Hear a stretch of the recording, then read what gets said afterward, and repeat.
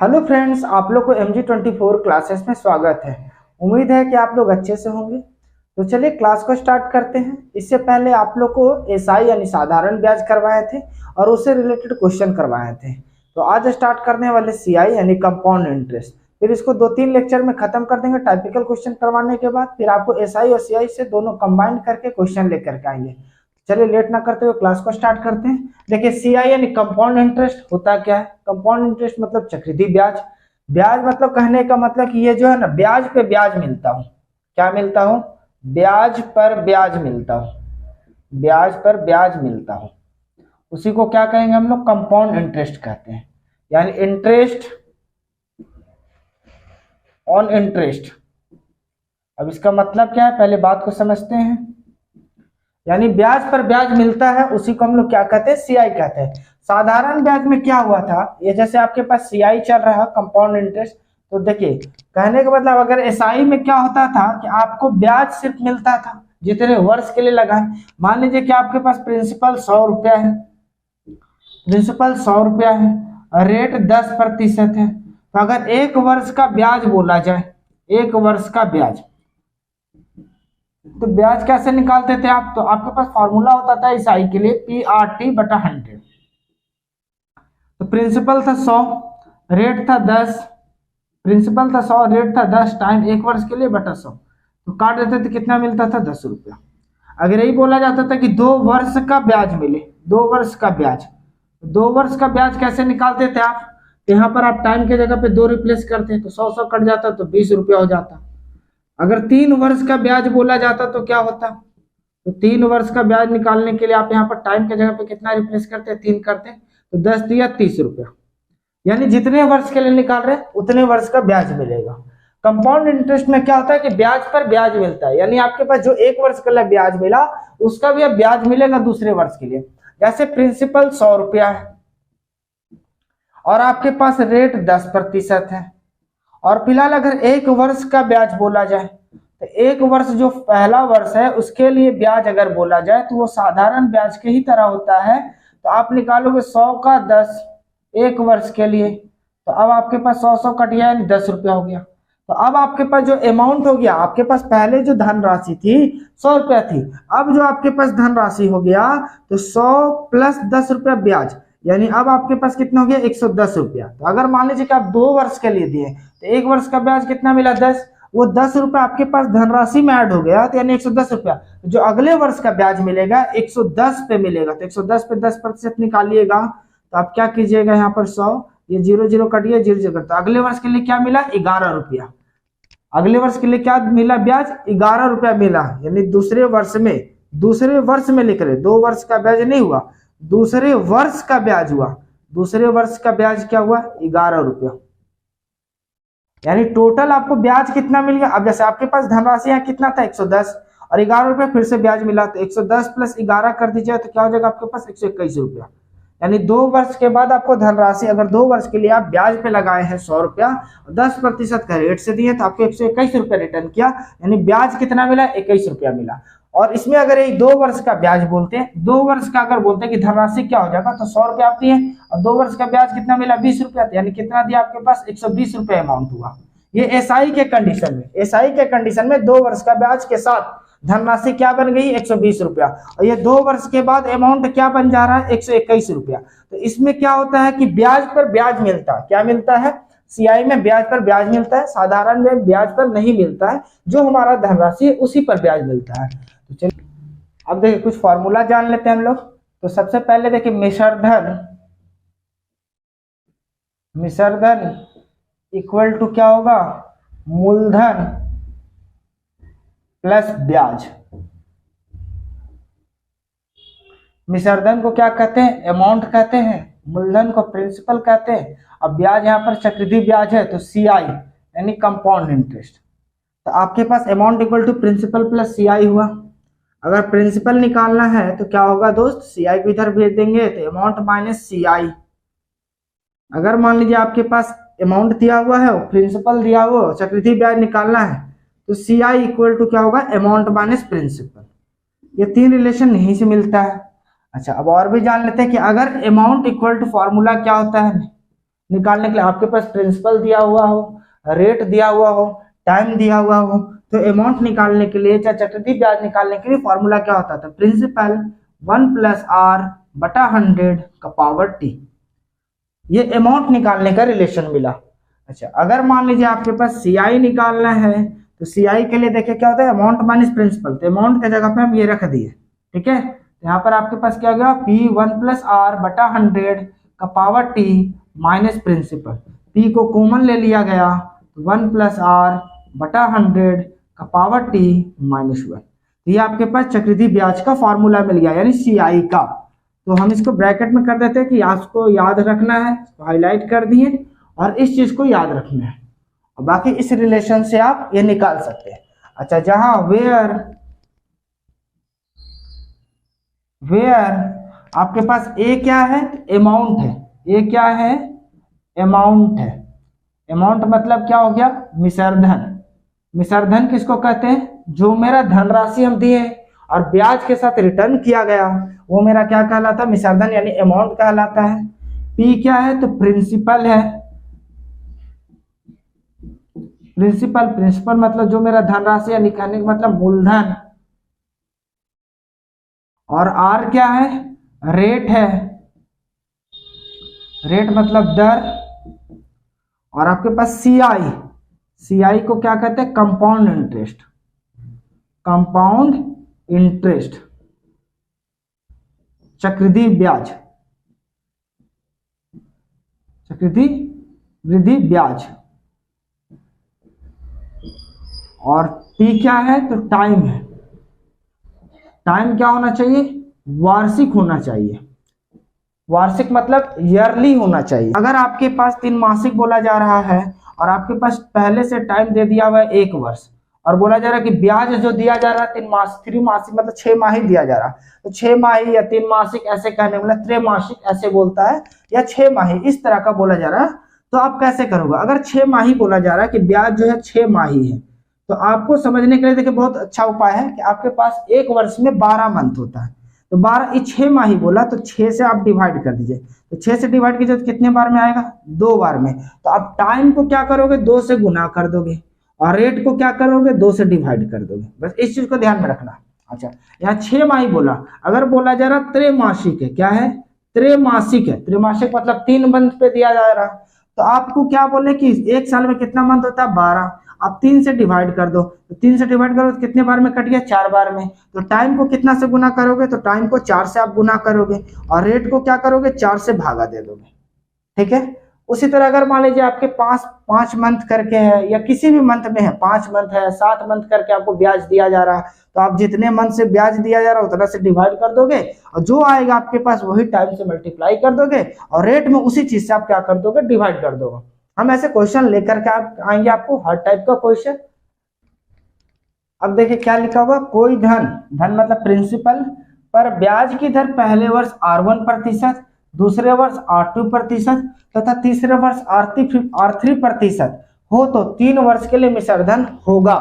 यानी पहले वर्ष मान लीजिए 10%, दूसरे वर्ष 8%, इस तरह करके दिया हुआ 2 बार रेट, तो 2 वर्ष के बाद CI यानी चक्रवृद्धि ब्याज या मिश्रधन क्या होगा? इस तरह का क्वेश्चन पूछे, या आपके पास 3 बार रेट दे दिया जाए, प्रत्येक वर्ष में रेट चेंज हो रहा हो, तो 3 वर्ष के बाद अमाउंट कैसे निकालेंगे या चक्रवृद्धि ब्याज कैसे निकालेंगे उसको सीखते हैं हम।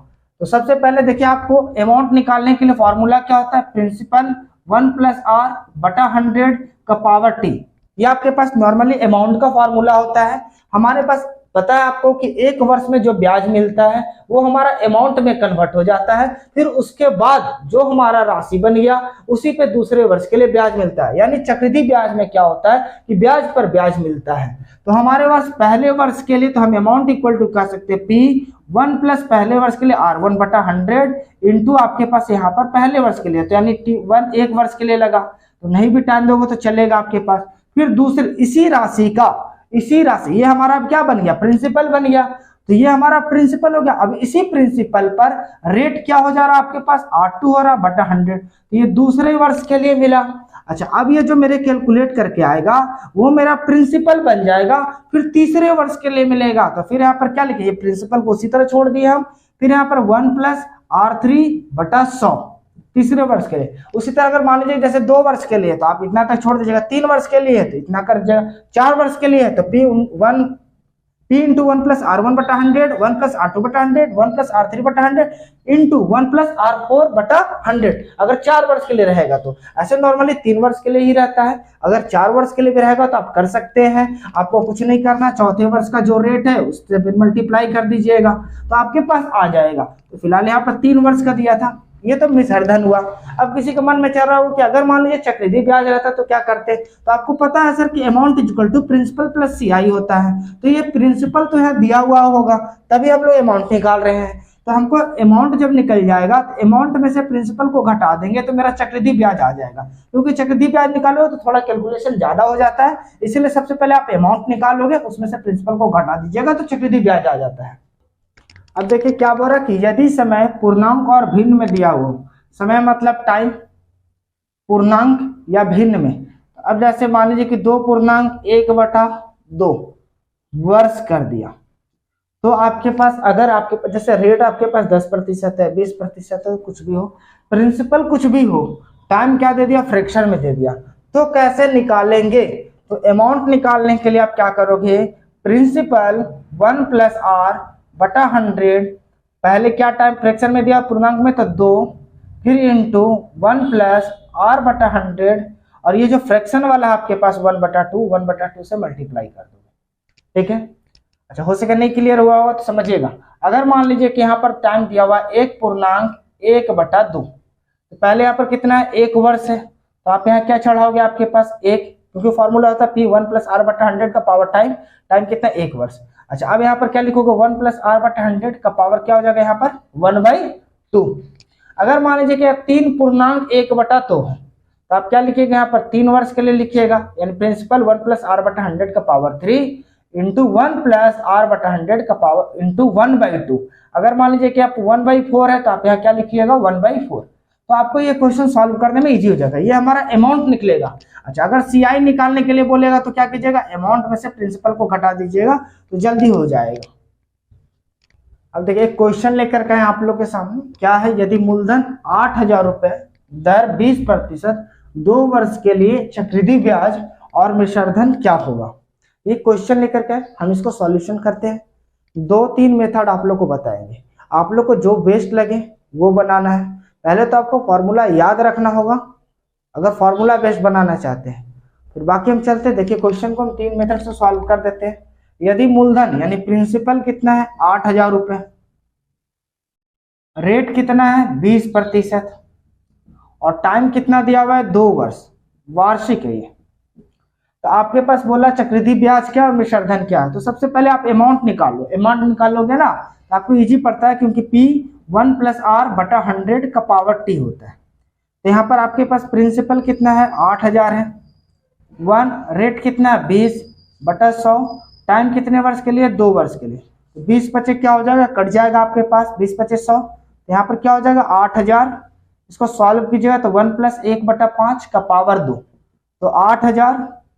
इसको सॉल्व कीजिएगा तो 5, 5 और 1 6, 6/5, तो 6/5 का स्क्वायर मतलब 36/25, और 25 से अब इसको काटिएगा आप, 25 से काटिएगा आप तो देखिए 25।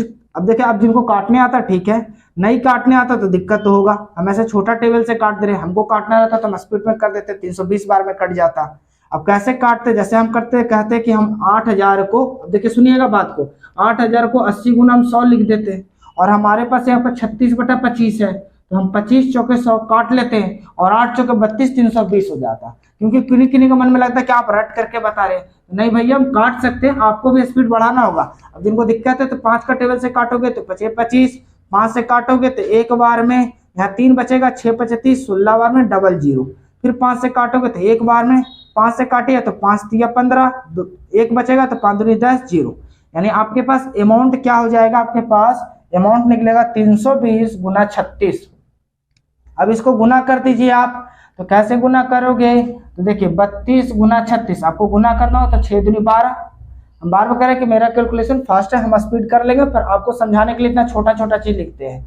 अब जिनका स्पीड आप स्पीड में करेगा तो 6 दूनी 12, हाथ में 1, 6 18, 1 19, 3 दूनी क्या हो जाएगा 6, 3 3 9, तो आपके पास क्या होगा 2, 9 6 15, 9 10 1 11, यानी 1152 और एक जीरो बचा हुआ था तो जीरो, तो अमाउंट कितना हो गया 11,520 रुपए, ये अमाउंट निकला। तो अब हमको क्या बोला था, चक्रवृद्धि ब्याज भी निकालना था। तो चक्रवृद्धि ब्याज निकालने के लिए क्या होता है, तो amount minus principal, amount minus principal. तो अमाउंट आपके पास क्या है, अमाउंट निकाले 11,520, प्रिंसिपल क्या दिया हुआ है 8,000, तो आप 8,000 घटा दीजिएगा तो आपके पास सीआई निकल जाएगा। तो क्या बचेगा 0, 2, 5 और 8, 10, 3,520 रुपया। तो ये मेरा चक्रवृद्धि ब्याज निकला। तो ये तो एक फॉर्मूला बेस्ड हुआ।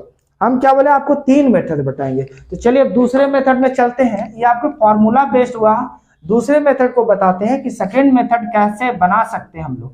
तो आप लोग परसेंटेज हम आप लोग को पढ़ाए थे सक्सेसिव केस से। तो सबसे पहले हम क्या करते थे कि जब नॉर्मल रेट रहेगा तभी बना पाओगे और टाइम रहेगा। तो जैसे रेट आपके पास क्या है 20%, तो प्रतिशत को हटाते थे तो क्या लिखते थे 20/100, कटेगा तो क्या मिलेगा 1/5। अच्छा चक्रवृद्धि ब्याज तो वृद्धि हो रहा ना ये, तो हमारे पास पहले कितना था 5, एक का वृद्धि हुआ तो 6, 2 वर्ष के चला तो ये पहले वर्ष, ये दूसरे वर्ष के लिए 5-6 चलेगा, तो कितना हो जाएगा ये 25 और 6 × 36, यानी ये हमारा प्रिंसिपल शो कर रहा, ये हमारा क्या शो करता है अमाउंट को शो करता है। तो हम कह सकते हैं कि प्रिंसिपल हमारे पास 8,000 दिया हुआ है, तो 25 रेशियो बराबर 8,000 रुपए। तो 1 रेशियो बराबर, देखिए 25 चौके 100 काटे थे, 8 चौके 32, यानी 320 बार में कट जाएगा। तो 1 रेशियो बराबर क्या हो गया 320 रुपया। तो हमारे पास अगर बोला जाए आपके पास अमाउंट बताइए, तो अमाउंट कितना है 36, तो 36 गुना 320 कीजिएगा, तो 36 गुना 320 कीजिएगा, तो अभी जस्ट गुना के 36 गुना 320 तो क्या है 11,520। तो ये हमारा क्या निकल गया अमाउंट।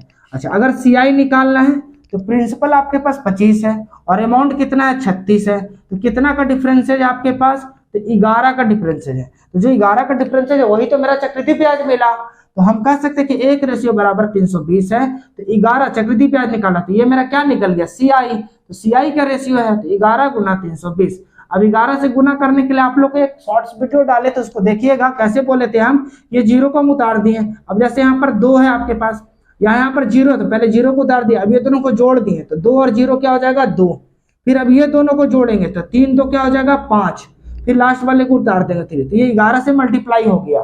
ठीक है, तो आपके पास कितना आया 3,520। तो देखिए सीआई भी क्या है 3,520। अच्छा ये तो दूसरा मेथड हुआ। ये आपके पास जब नॉर्मल प्रतिशत रहेगा तब कर दो। अब देखिए तीसरा मेथड, ये तीसरा मेथड जो है ना बहुत ही भयानक है, उसको आप देखिएगा। हो सके फर्स्ट टाइम आप लोग को ना समझ में आए किन्हीं को, पर हम कहेंगे नेक्स्ट क्लास में फिर से लेक्चर लाएंगे, उसमें उस टाइप का उसी तरीका से हम बताएंगे। तो पहले हम समझाने का कोशिश करते हैं। देखिए आपके पास रेट जो है ना 20%, उसको हम तोड़ेंगे। अच्छा जो ये मेथड है इसमें रेट को होना जरूरी है, रेट रहे, बाकी आपके पास प्रिंसिपल दे दे, सीआई दे दे, एसआई दे दे, अमाउंट दे दे, कुछ भी दे दे तभी सॉल्व होगा, नहीं तो फिर ये मेथड नहीं होगा अगर रेट नहीं रहेगा तो। चलिए तो अब समझते हैं कैसे। देखिए रेट 20% है, तो रेट को हम क्या 20%, प्रतिशत को हटाया तो 100, 20-25 100 कट गया, तो कितना मिला यहाँ पर 1/5।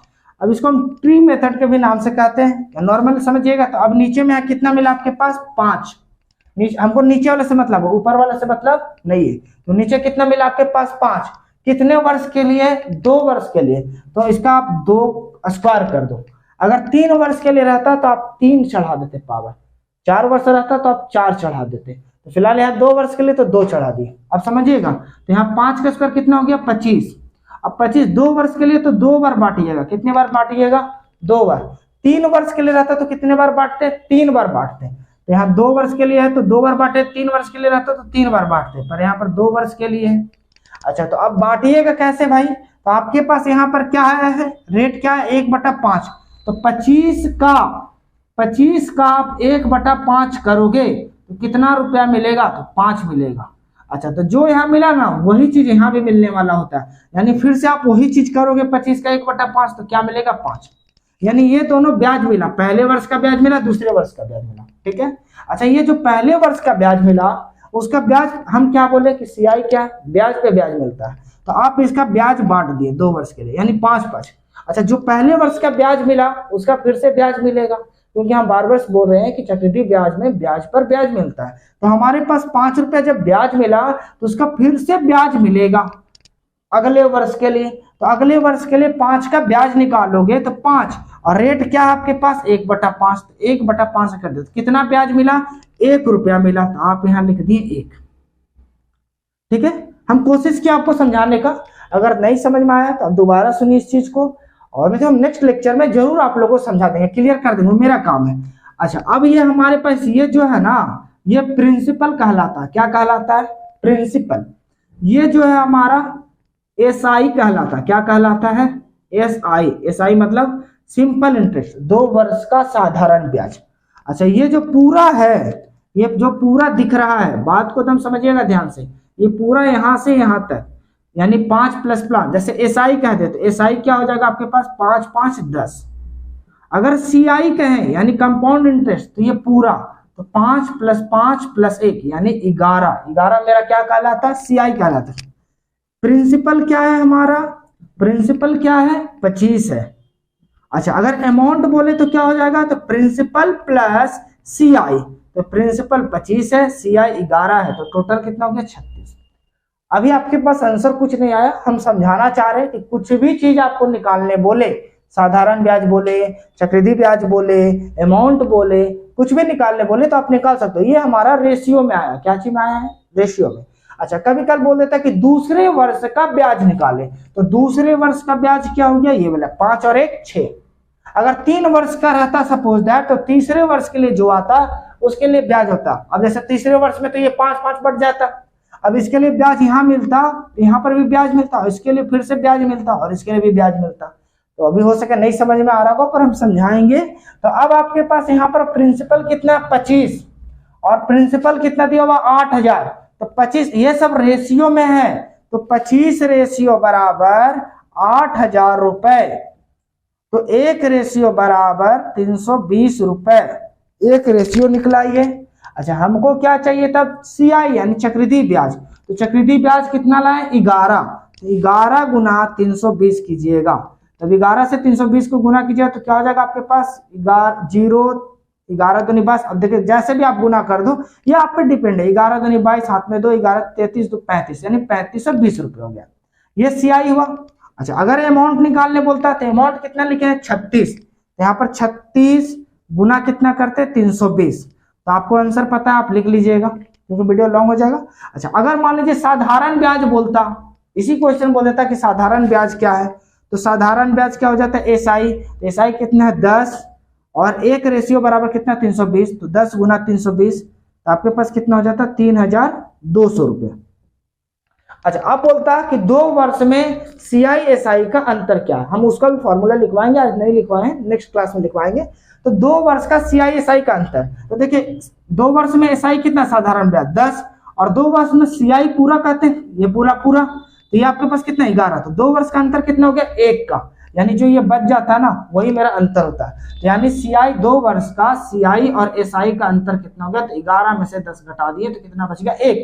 तो हमारे पास अगर अंतर पूछता सीआई एसआई का अंतर 2 वर्ष का, तो आपके पास कितना रेशियो है 1, और 1 गुना कितना करते हैं आपके पास 320, क्योंकि 1 रेशियो बराबर 320 है, तो अंतर कितना आता है 320 रुपया। तो ये आपके पास 2 वर्ष का सीआई एसआई का भी अंतर आ गया।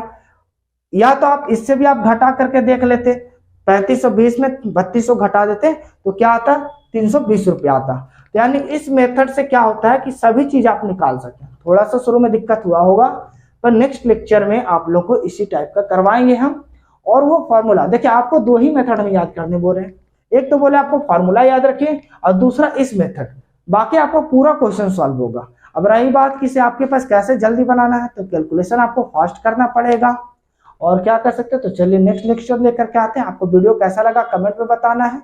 अगर वीडियो पसंद आया तो वीडियो को लाइक करें, और अभी तक चैनल को सब्सक्राइब नहीं किया तो कर लें, साथ ही साथ बेल आइकन को भी दबा लें कि हमारा जो भी वीडियो अपलोड हो आप तक नोटिफिकेशन मिल सके, और अपने दोस्तों में इसे ज्यादा से ज्यादा शेयर करें। अंत तक वीडियो में बने रहने के लिए धन्यवाद।